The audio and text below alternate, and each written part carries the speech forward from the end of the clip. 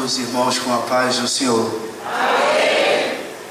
Evangelho segundo escreveu Mateus, capítulo de número 24, por favor.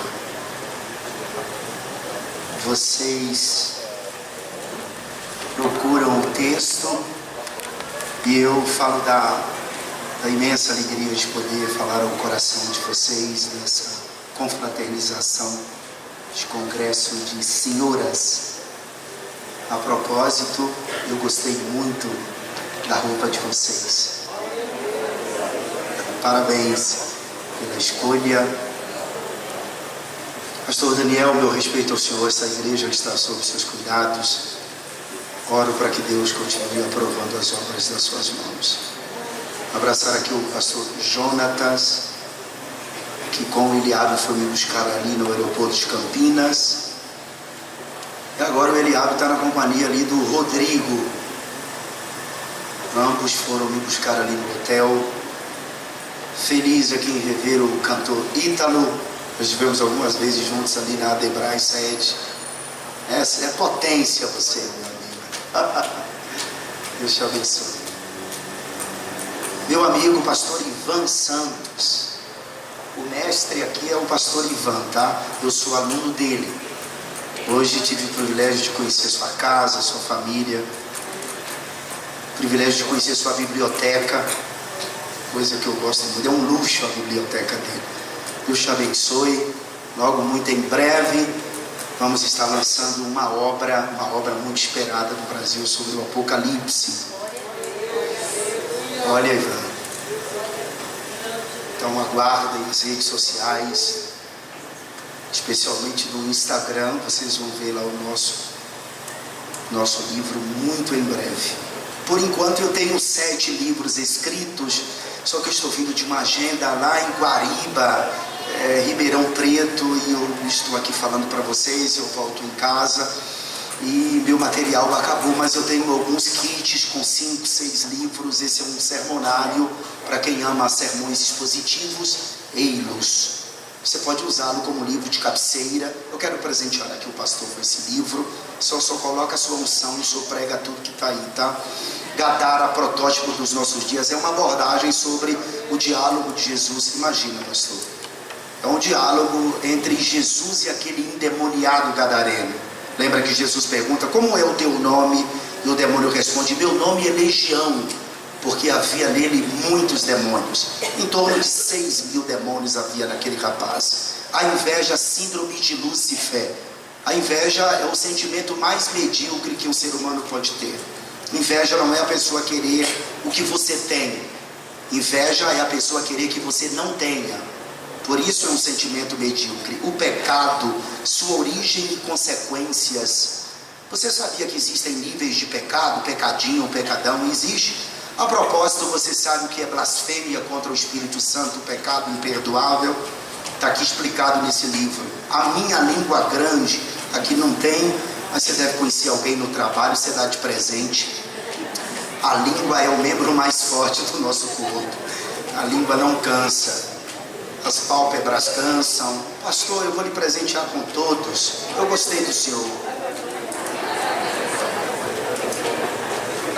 Não é todo pastor que eu dou um kit de livros, porque normalmente eu prego em 2 igrejas, 3 igrejas toda semana. Então 3, 6, 9, 12. Já pensou dar um kit de livro a cada pastor que eu vou? Aí eu quebro.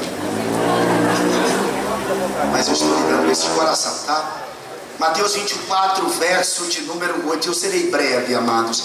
Mas todas estas coisas são o princípio das dores. Por 2 vezes mais juntos, vamos lá, 1, 2, 3.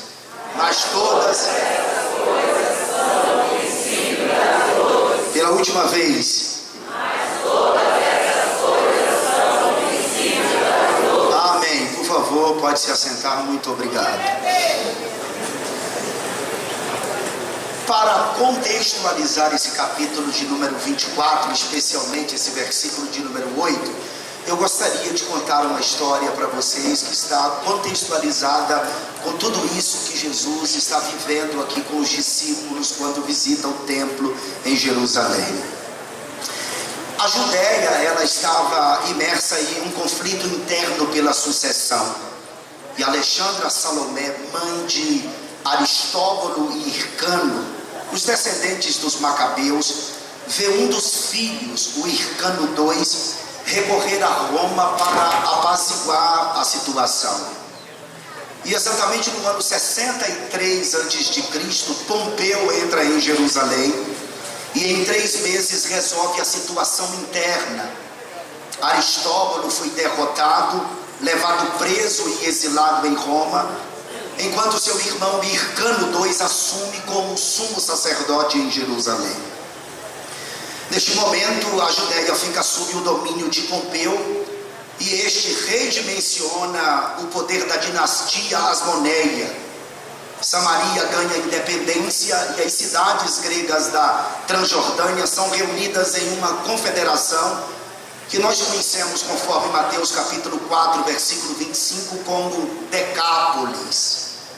Feitas as divisões, resta nas mãos de Hircano II a Judéia, a Idumeia, partes da Pérea e da Galileia. O cenário neste período se torna irrelevante e passa a sofrer as consequências da guerra pelo poder de Roma. Tramas, revoltas, conspirações e guerras fazem parte dos anos seguintes, até que no ano 37 a.C., Roma acaba financiando o exército mercenário de Herodes, que marcha contra Jerusalém, toma Jerusalém de assalto, e os romanos acabam empossando-o como governador da cidade.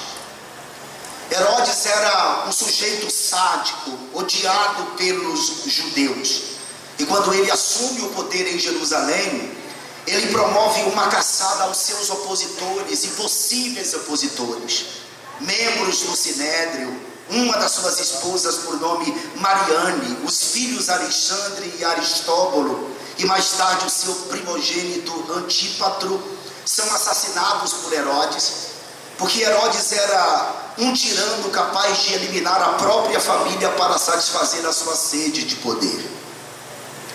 Herodes, além de sádico, ele era inteligentíssimo. Sabendo que os judeus o odiavam, ele quis fazer uma reforma, e ele começa uma reforma extraordinária no templo. A verdade é que Herodes não só reformou o templo, como também dobrou o templo de tamanho. O pátio das mulheres, o pátio dos gentios, ele fez os pórticos, e em cima do pórticos ele construiu o Sinédrio, que era a Suprema Corte de Jerusalém. O templo foi investido uma fortuna em ouro, prata, pedras preciosas, a ponto de todo judeu estar felicíssimo com a reestruturação do templo. Vocês sabem que Jesus não residia em Jerusalém. Ele nasceu em Belém, foi criado na cidade de Nazaré, e com 30 anos de idade, Jesus coloca a sua caixa de ferramenta nos ombros, passa no Rio Jordão, é batizado pelo seu primo João Batista, e a partir de então ele passa a residir na cidade de Cafarnaum, uma cidade progressista naquela época. E era de Cafarnaum que Jesus saía sempre para as cruzadas, pregava, voltava. Era raro Jesus andar no centro religioso de Jerusalém, mas por algumas vezes ele visitou Jerusalém, e o capítulo de número 24 de São Mateus é uma dessas vezes que Jesus está visitando Jerusalém, especialmente ao templo. E quando ele anda pelo templo, e quando ele está saindo do templo com os discípulos, como todo judeu, felicíssimo com a reestruturação do templo, eles perguntam para Jesus: Mestre, vistes a estrutura do templo? O que Jesus respondeu: não vedes tudo isto? Em verdade vos digo que não ficará aqui pedra sobre pedra que não seja derribado. Os discípulos não entenderam e não aceitaram absolutamente nada desta fala de Jesus. E quando eles saem dali de Jerusalém, do templo, eles vão para o Monte das Oliveiras. E assentado no Monte das Oliveiras, em particular, os discípulos vão até Jesus para interrogá-lo a respeito de 3 coisas. E os discípulos perguntam: Mestre, fala-nos a respeito destas coisas. Quais coisas? Como Como assim o templo cair, não ficar nele pedra sobre pedra que não seja derribado? Fala-nos a respeito destas coisas. E que sinal haverá da tua vinda e do fim do mundo? Observem que quando os discípulos perguntam: que sinal haverá da tua vinda e do fim do mundo? Vinda aqui não é arrebatamento da igreja. Vinda aqui é parousia, a vinda visível. Porque observe que a pergunta dos discípulos dentro da ordem cronológica dos fatos é: que sinal haverá da tua vinda e do fim do mundo? Porque o que os discípulos esperavam, aguardavam, era que Jesus estabelecesse o seu governo milenar na terra.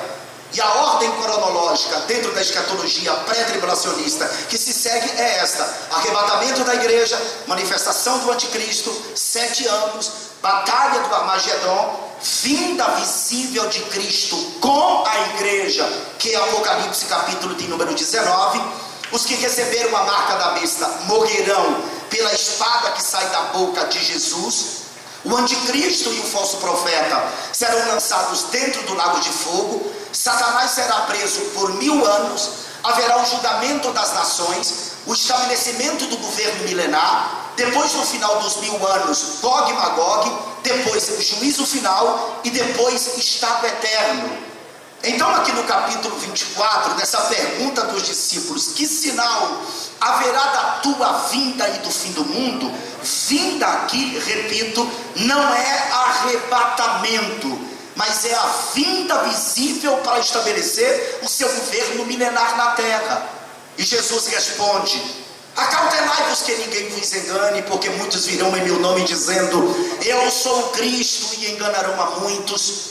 E ouvireis de guerras e de rumores de guerras. Olhai, não vos assustei, porque é misto que isso tudo aconteça, mas ainda não é o fim.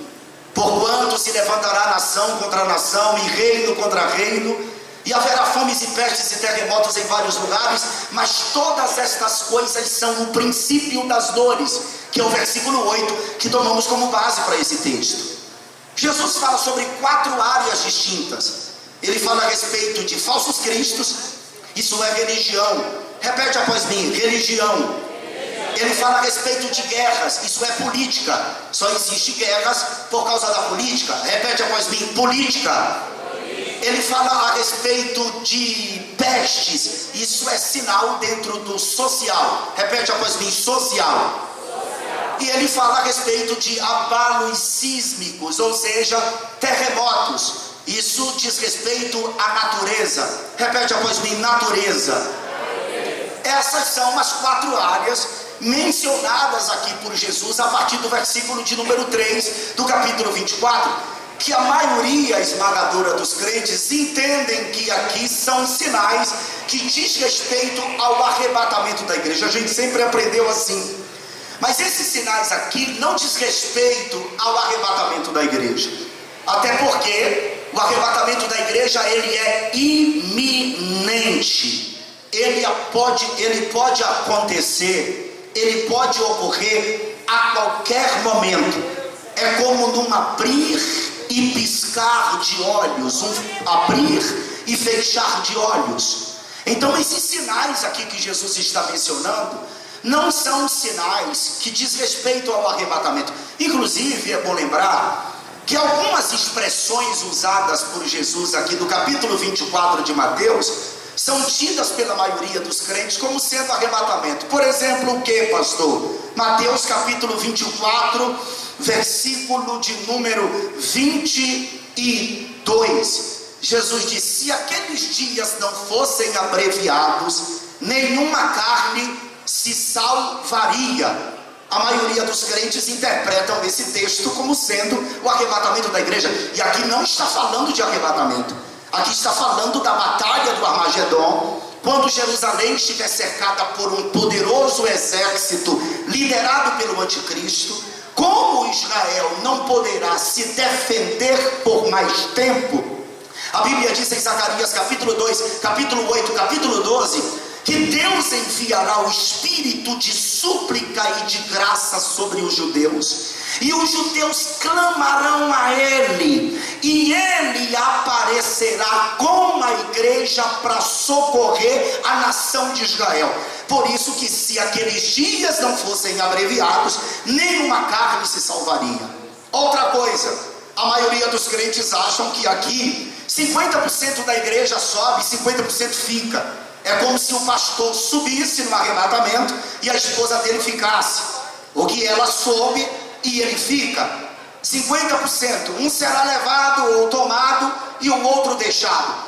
Isso aqui não está falando de arrebatamento. Perceba que tudo que Jesus está mencionando, falando aqui no capítulo 24 de Mateus, diz respeito à própria nação de Israel. Quem estiver em Jerusalém, fuja para os montes. Nós não estamos em Jerusalém. Isso aqui não é uma linguagem figurada nem simbólica. Mas pastor, um será levado e outro deixado. Isso aqui são oportunidades iguais de salvação. A mesma oportunidade que eu tenho, a minha mulher tem. A mesma oportunidade que você tem, aquele que está andando contigo também tem. Então essas expressões de Jesus não diz respeito ao arrebatamento. E eu vou provar para vocês através de dados estatísticos.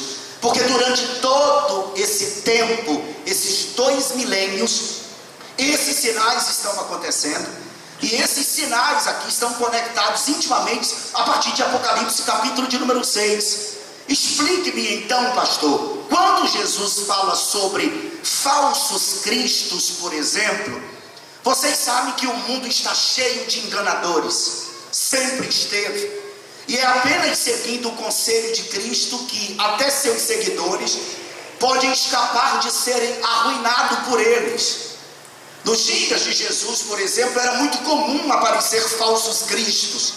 Vários historiadores, como Tácito, como Plínio, como Rezazlã, que eu gosto muito, até o Flávio Joséfo, menciona diversos falsos cristos que apareceram naquela época, porque vários homens se levantavam dizendo-se ser o Messias, com uma proposta de expulsar os romanos da terra.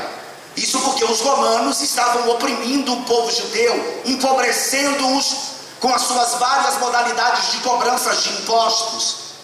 Historiadores como Plínio, como Tácito, como Rezazlã, diz que na época de Jesus apareceu o egípcio, o Atronges, o samaritano, Ezequias, Simão da Pérea, Judas o Galileu, Simão filho de Giopa, Simão filho de Cóshiba.